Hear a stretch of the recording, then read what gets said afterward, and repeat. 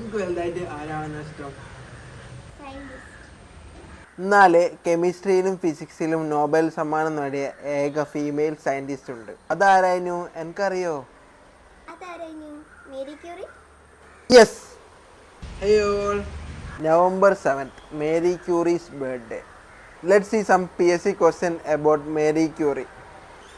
ആദ്യമായി നോബൽ സമ്മാനം നേടിയ വനിത. ഉത്തരം മേരി ക്യൂറി. ഫിസിക്സിനും കെമിസ്ട്രിക്കും ആദ്യമായി നോബൽ സമ്മാനം നേടിയ വനിത. ഉത്തരം മേരി ക്യൂറി. ക്യാൻസർ ചികിത്സയ്ക്ക് ഉപയോഗിക്കുന്ന ലോഹമേത്? ഉത്തരം റേഡിയം. റേഡിയം വേർതിരിച്ചതാര്?